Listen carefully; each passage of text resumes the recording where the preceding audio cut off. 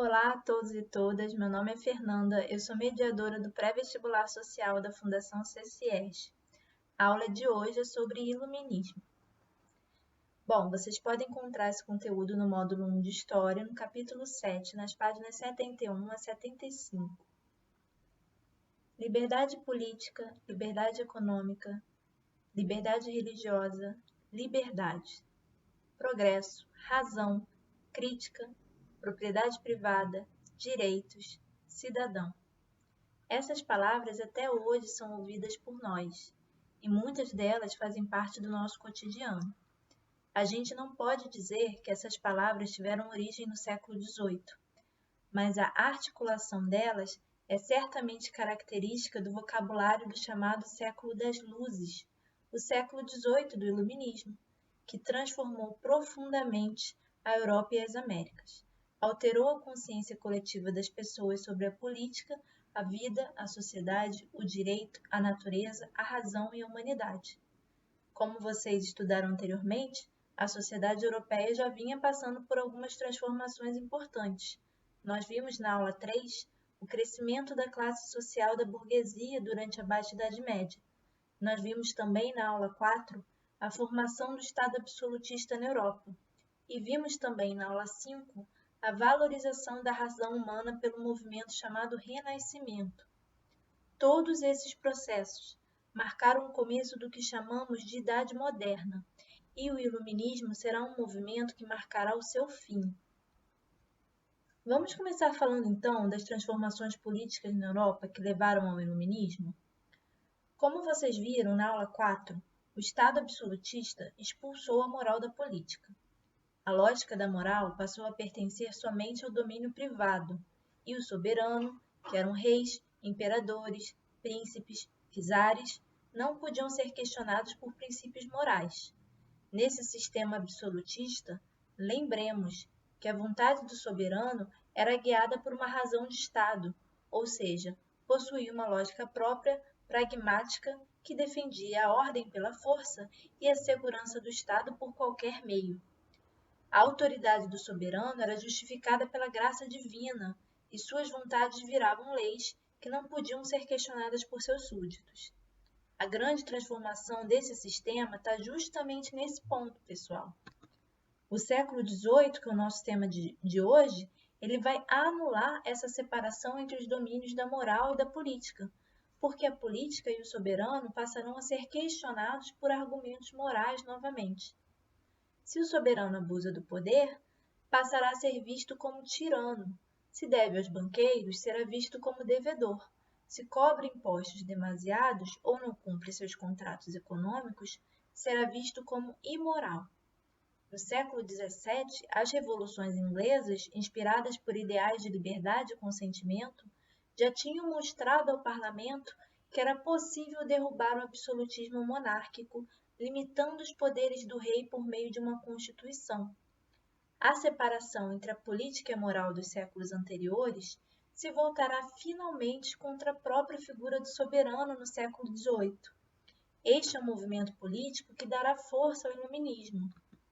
E esta contestação ao poder absoluto, que parecia impossível, ela só foi possível porque um forte desejo de reflexão e esclarecimento sobre o mundo movimentou setores importantes da sociedade europeia. No século XVIII, moradores dos centros urbanos, filósofos, burgueses, intelectuais e pessoas letradas circulavam ideias que defendiam a liberdade, o progresso intelectual e a razão humana como motores da humanidade. Nos livros, periódicos, teatros, cafés e salões, as pessoas acreditavam que era possível levar as luzes da razão à sociedade para que se pudesse compreender o mundo. Bom, por toda essa discussão, podemos então definir o iluminismo, sobretudo, como um movimento intelectual do século XVIII que começa na Europa e se diversifica em outras partes do mundo. Esse movimento ele busca entrar em diálogo e em confronto com aspectos que existiam no contexto europeu de então. O absolutismo, como eu já adiantei aqui, é um desses aspectos. Havia também uma forte crítica em direção ao poder das igrejas, ao mercantilismo e à sociedade das ordens. Esses 4 aspectos faziam parte do que chamamos de sociedade do antigo regime, que era a forma de organização da Europa na Idade Moderna. O absolutismo, como já dissemos aqui, foi criticado pelo poder ilimitado do soberano.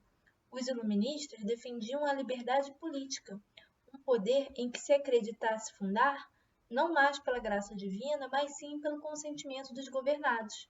Portanto, as ações do soberano eram vistas como passíveis de resistência caso o soberano cometesse tirania. Já o poder das igrejas, ele foi criticado em relação ao seu domínio nas explicações do mundo por meio de crenças religiosas. Para os iluministas, defensores da liberdade religiosa, o livre exercício da razão devia ser independente da fé.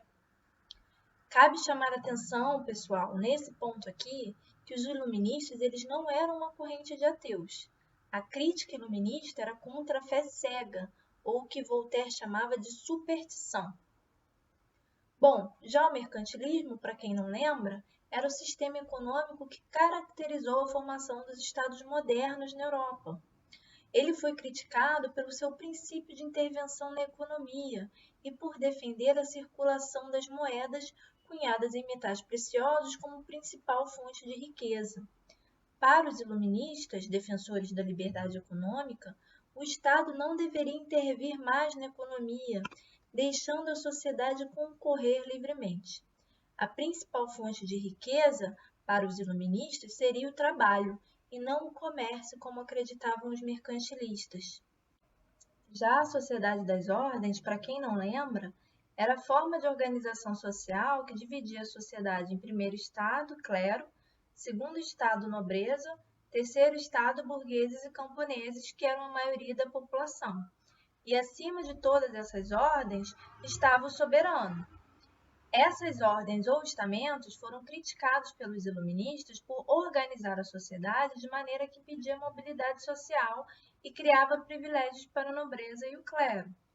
A condição de nascimento das famílias nobres, por exemplo, ela era usada como justificativa para que a nobreza não pagasse impostos, deixando a carga tributária pesar sobre o terceiro estado, que eram os burgueses e camponeses.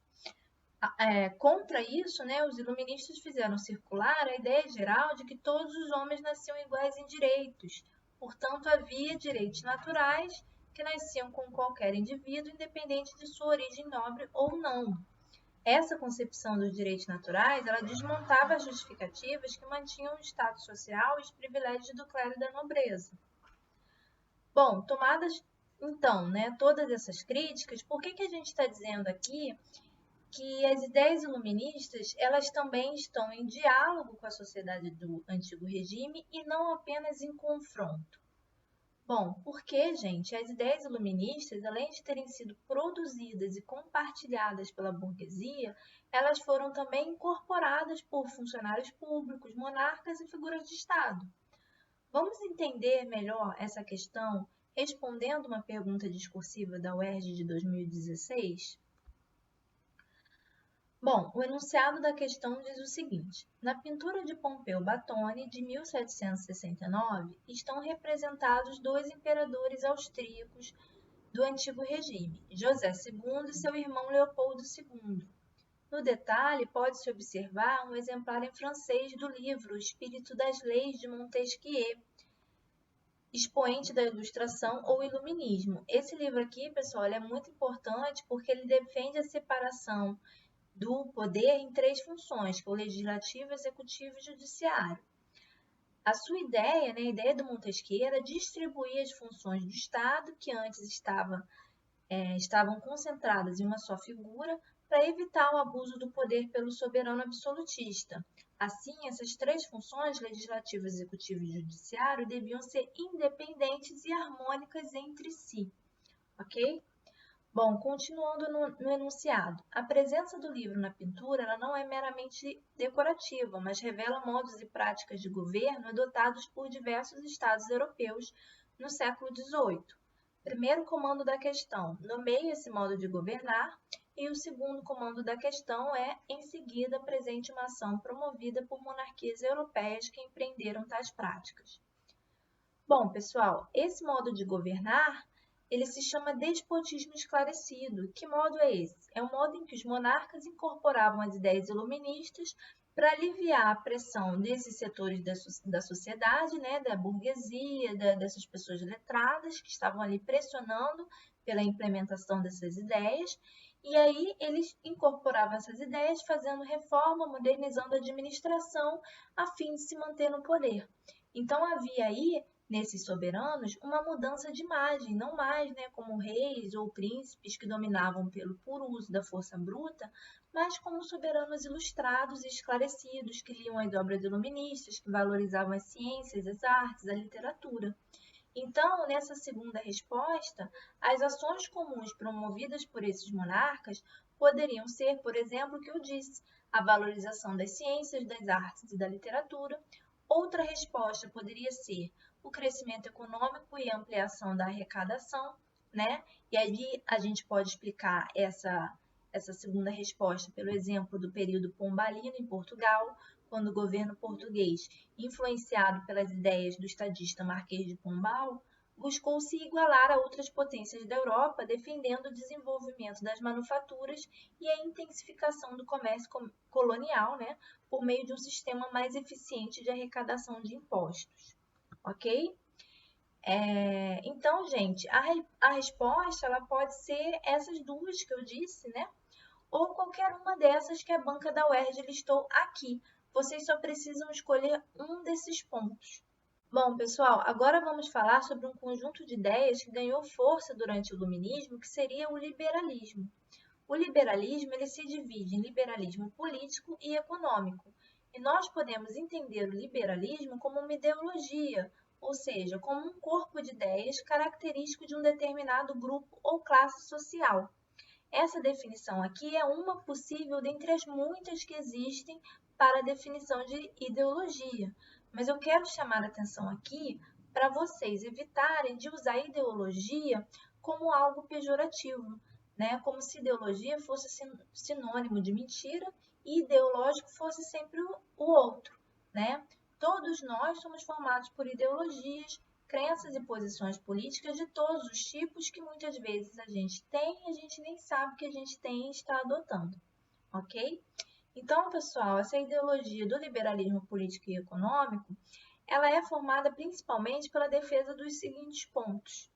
Bom, no liberalismo político, pela defesa da liberdade da vida e da propriedade como direitos, e é por essa defesa da liberdade individual que o liberalismo justifica seu nome. Isso é, todo cidadão tem direito à liberdade de expressão, de associação, de reunião, tem direito à vida, ou seja, a vida do cidadão não pode ser violada pela vontade arbitrária do soberano, e tem direito à propriedade privada, que não deve ser violada ou tomada pelo Estado. O liberalismo político também defende a igualdade, mas essa é a igualdade formal diante da lei, não a igualdade social. Prestem atenção que a busca pela igualdade do liberalismo ela não questiona a exclusão social, né, e as hierarquias que são construídas na sociedade por critério de renda. O individualismo, ou seja, o reconhecimento do indivíduo como principal agente da sociedade, é outra característica. E a gente tem também a defesa do Estado mínimo, limitando o mínimo possível o papel regulador do Estado.